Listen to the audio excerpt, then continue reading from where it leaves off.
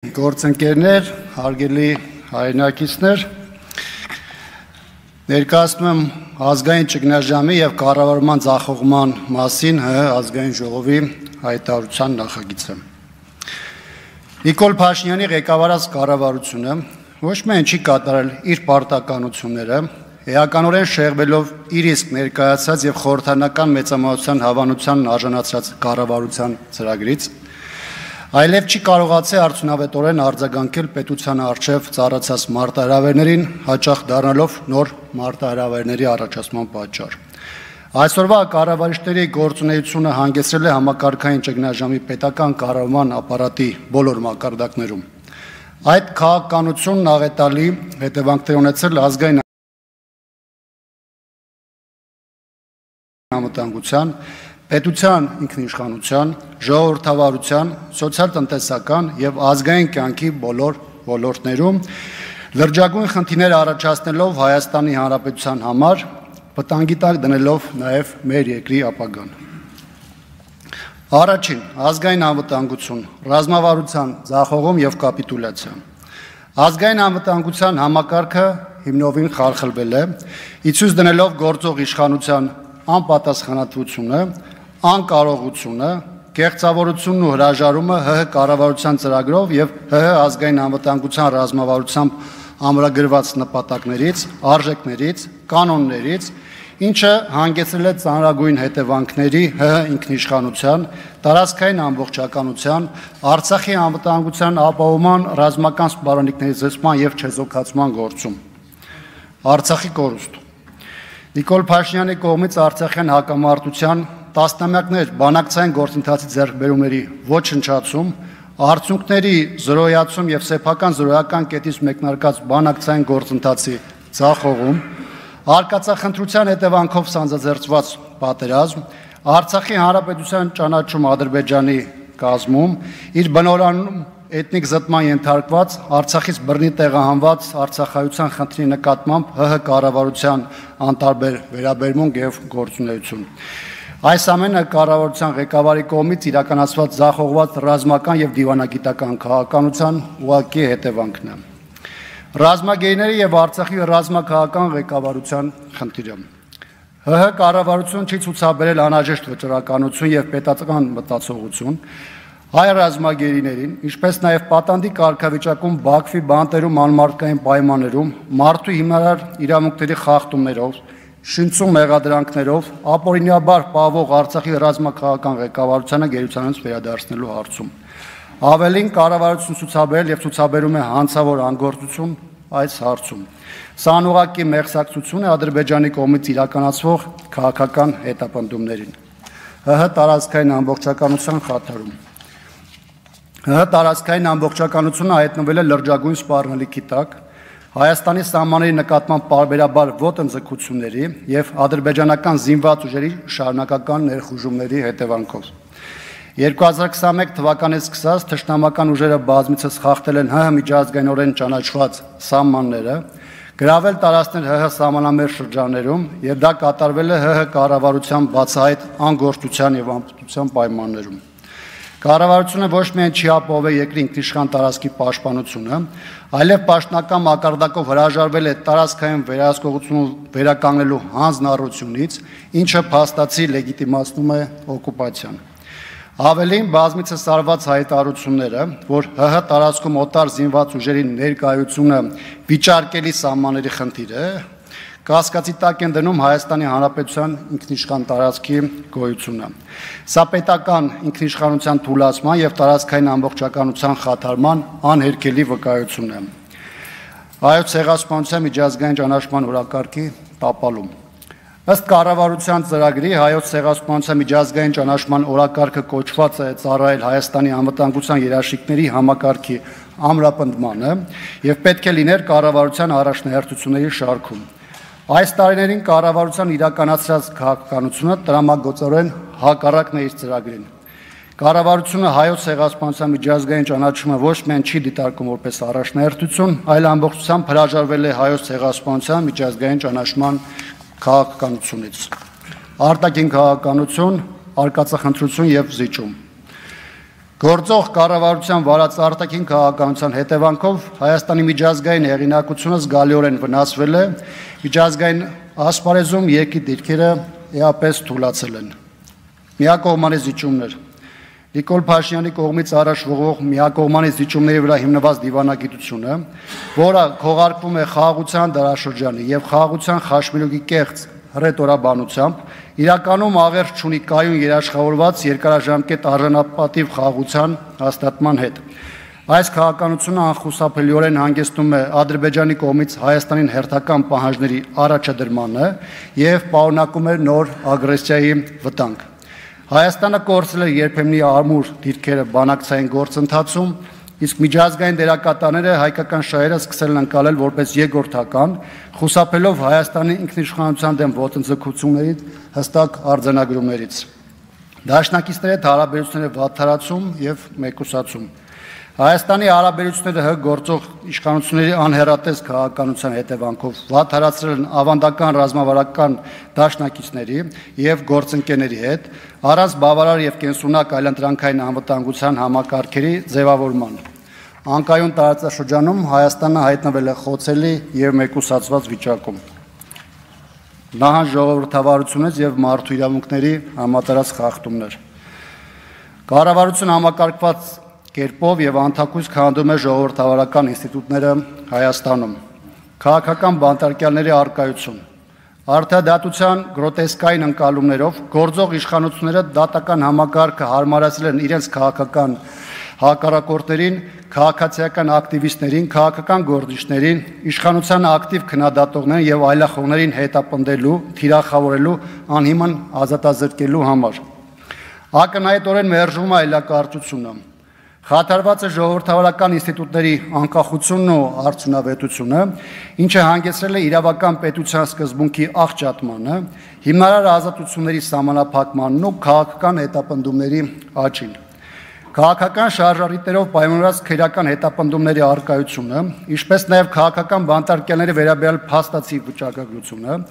վկայում են օրենքի ընտրովի կիրառման եւ արդարադատության գործառույթի քաղաքականացման մասին։ Այս երևույթները բացահայտ հակասում են սահմանադրությամբ եւ միջազգային պայմանագրերով երաշխավորված ազատության, արդար դատաքննության եւ իրավասության սկզբունքներին եւ ակնհայտորեն վկայում են Հայաստանի ժողովրդավարությունից նահանջի եւ ավտորիտարիզմի մասին։ Հիմնարար ազատությունների սահմանափակում։ Հիմնարար ազատությունների, այդ թվում խոսքի, հավաքների եւ մամուլի ազատության վրա իշխանության կողմից համակարգված հարձակում է տեղի ունենում, որն արտահայտվում է լրագրողների, իրավապաշտպանների եւ քաղաքացիական հասարակության ներկայացուցիչների նկատմամբ սպառնալիքների, բռնության եւ քաղաքական դրդապաշարումներով դատական հայցերի միջոցով։ Այն ուղեկցվում է այդ ազատությունների սահմանափակումը խրախուսող պետական հռետորաբանությամբ։ Հրահանգավորված կերպով քաղաքացիական խաղաղ հավաքների անօրինական սահմանափակումներ են տեղի ունենում, հաճախ կիրառելով անհամաչափ ուժ եւ բռնաճնշումներ։ Սա կաշկանդում է հանրային դիսկուրսը եւ հակասում է Հայաստանի ստանձնած միջազգային պարտավորություններին, այդ թվում մարդու իրավունքների եվրոպական կոնվենցիային եւ ՄԱԿ-ի համապատասխան հռչակագրերին։ Ծաղկող կոռուպցիա եւ հովանավորչություն։ Կոռուպցիան ոչ միայն չի վերացվել, այլ նույնիսկ չի նվազել։ Այն վերաբաշխվել է ճակերտավոր հեղափոխական էլիտայի ներկայացուցիչների միջև։ Կոռուպցիայի դեմ կառավարության պայքարի իմիտացիա, որի ներքո կոռուպցիան դարձել է համակարգային, համատարած եւ անպատիժ։ Թափանցիկության խոստումների ներքո գործող վարչակազմը ստեղծել է աննախադեպ կոռուպցիայի միջավայր, որտեղ շահութաբեր պետական պայմանագրերը եւ արտոնությունները տրամադրվում են օլիգարխների եւ հավատարիմների շրջանակին։ Նախկինում հռչակված հակակոռուպցիոն հանձնառությունները հիմնված թափանցիկության, օրենքի գերակայության եւ ինստիտուցիոնալ վերահսկողության վրա փաստացի վերածվել են ձևականության։ Իսկ իրական կյանքում Հայաստան առերեսվում է կոռուպցիայի եւ հովանավորության նոր որակի, կենտրոնացված անպատիժ եւ քողարկված համակարգի հետ։ Այս հանգամանքները խոչընդոտում են ՀՀ կառավարման համակարգի զարգացմանը, խաթարում տնտեսական ազատ մրցակցային հիմքերը եւ լրջագույն սպառնալիք են Հայաստանի պետականության ինստիտուցիոնալ կայունության համար։ Հաշվետվողականության բացակայություն։ Բարձրաստիճան պաշտոնյաները գործում են անպատժելիորեն, մինչդեռ կոռուպցիայի դեմ պայքարի մարմինները օրենքները զենք են դարձրել քաղաքական հակառակորդների դեմ, այլ ոչ թե օգտագործում են կաշառակերության դեմ իրական պայքարի համար։ Ստեղծված իրավիճակը վկայում է ոչ միայն կոռուպցիայի դեմ պայքարի մեխանիզմների թերի կիրառման, այլ նաև այն մասին, որ պետական վերահսկողության մարմինները դարձել են քաղաքական ազդեցության գործիք զուրկ ինստիտուցիոնալ անկախությունից։ Կադրային քաղաքականությունը վերից վար հիմնված է ոչ թե արժանինքների, այլ ծառայամտության վրա, ինչն առավել բարոյացրկում եւ կազմաքանդում է պետական կառավարման համակարգը։ Սա խաթարել է պետական կառույցների արդյունավետությունը, նվազեցրել քաղաքացիների վստահությունը պետական ծառայության նկատմամբ եւ խորացրել պետական համակարգի բարոյալքվածությունը։ Տնտեսական անկում եւ սոցիալական ուսահատություն։ Երկրի սոցիալական տնտեսական կառուցվածքը ձևախեղվել է։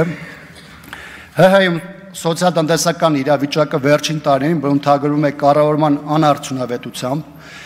տնտեսական ռազմավարության բացակայությամբ եւ սոցիալական անհավասարության խորացմամբ։ Տնտեսությանն ու սոցիալական համակարգին ուղղված պետական քաղաքականությունը չի ապահովում կայունություն, ներառական աճ կամ բնակչության կենսամակարդակի էական բարելավում, ինչի հետևանքով Հայաստանի Հանրապետությունում առաջացել են խորքային կառուցվածքային խնդիրներ։ Տնտեսությունը կատվածահար է անապահովության, զանգվածային արտագաղթի եւ ներդրողների վստահության փլուզման պատճառով։ Կառավարությունը չունի տնտեսական կայունացման կամ աճի համար որևէ հետևողական ծրագիր եւ հստակ ռազմավարություն, ինչը հանգեցնում է աղքատության եւ գործազրկության փաստացի աճի։ Չնայած մակրոտնտեսական ցուցանիշների վերաբերյալ պաշտոնական հայտարարություններին, տնտեսական իրականությունը այլ է եւ բնութագրվում է բնակչության մեծ մասի գնողունակության շարունակական անկմամբ, գործազրկության եւ աղքատության խորացմամբ, ինչպես նաեւ արտագաղթի բարձր տեմպերով, որոնք պայմանավորված են աշխատանքի սոցիալական պաշտպանության եւ ապագայի հեռանկարի բացակայությամբ։ Մարդասիրական ճգնաժամ։ Պետությունը իդեմս գործող կառավարության լրջորեն ձախողել է Արցախից բռնի տեղանված ավելի քան 140,000 մեր հայրենակիցների սոցիալական պաշտպանվածությունը, հումանիտար աջակցմանը եւ երկարաժամկետ ինտեգրման քաղաքականությանը միտված ծրագրերը, չկան ամբողջական ռազմավարական մոտեցումներ եւ տեղային համակարգված ծրագրեր, որոնք կապահովեն նրանց կենսապահովման նվազագույն պայմանները, աշխատանքի եւ կրթության հասանելիությունը, բժշկական եւ սոցիալական ծառայությունները։ Այս իրավիճակը ոչ միայն խորացնում է փախստականների մարդկային ողբերգությունը, այլև ցույց է տալիս պետության անպատրաստ լինելը ազգային ճգնաժամերին համարժեք արձագանքելու առումով։ Բոլոր ուղղություններով այս համապարփակ ձախողումը պատահական չէ։ Այն Նիկոլ Փաշինյանի քաղաքականության որոշումների եւ անձնական վարքագծի ուղղակի արդյունքն է։ Նրա անձավոր սխալները հանգեցրին Արցախի կորստին։ Նրա անփույթ դիվանագիտությունը անտեսում է մեր ռազմագերիների առկայությունը։ Նրա ավտորիտար հակումները բերեցին իր այլախոհների բանտարկությանը։ Նրա վարչակազմը խթանեց կոռուպցիայի նոր մակարդակ։ Նրա տնտեսական անարդյունավետ կառավարումը լրջագույն տնտեսական խնդիրների առջև է կանգնեցրել Հայաստանի Հանրապետությանը։ Հետևաբար մենք հայտարարում ենք, որ Նիկոլ Փաշինյանը անդառնալիորեն կորցրել է կառավարելու լեգիտիմությունը։ Նրա շարունակական պաշտոնավարումը գոյության սպառնալիք է Հայաստանի Հանրապետության համար։ Կառավարության աղետալի գործունեությունը պետական կառավարման բոլոր ոլորտներում՝ անվտանգություն, արտաքին քաղաքականություն, տնտեսություն եւ սոցիալական ապահովություն ցույց են տալիս նրա հիմնարար անգործությունը եւ տեսլականի բացակայությունը։ Այդ ձախողումների ազդեցությունը վտանգում է հայկական պետականության ապագան։ Ուստի մենք հայտարարում ենք, որ այս պահին արտակարգ իրավիճակի միակ սահմանադրական լուծումը ազգային ժողովի կողմից վարչապետին անվստահություն հայտնելու գործընթացն է, որը ենթադրում է հետևյալ քայլերի հաջորդականությունը։ Առաջին, վարչապետին անվստահություն հայտնելու գաղափարի շուրջ պատգամավորների կոնսոլիդացիա, ազգային միասնության անցումային կառավարության ձևավորում, որի գերակայությունները պետք է լինեն։ Կայունացնել ազգային անվտանգության իրավիճակը, վերականգնել օրենքի գերակայությունը, ազատ արձակել բոլոր քաղբանտարկյալները եւ երաշխավորել ժողովրդավարական ազատությունները, վերականգնել հանրային համերաշխության մթնոլորտը, կազմակերպել ազատ եւ արդար մրցակցային խորհրդանական ընտրություններ, կասեցնել Հայաստանի միջազգային հեղինակության անկումը, զերծ պահել երկիրը տնտեսական ցնցումներից, Միջազգային հարթակներում առաջ մղել ռազմագերիների եւ Արցախի ռազմաքաղաքական ղեկավարության վերադարձի հարցը։ Մենք կոչ ենք անում բոլոր քաղաքական ուժերին, քաղաքացիական հասարակությանը եւ անհատ քաղաքացիներին, ովքեր հավատում են Հայաստանի ապագային, միավորվել իշխանափոխության այս պահին ամենաիրատեսական եղանակի վարչապետին անվստահություն հայտնելու գործընթացի շուրջ։ Փոփոխությունների ժամանակը հիմա է, նախքան վերահաս եւ հնարավոր է նաեւ կործանարար նոր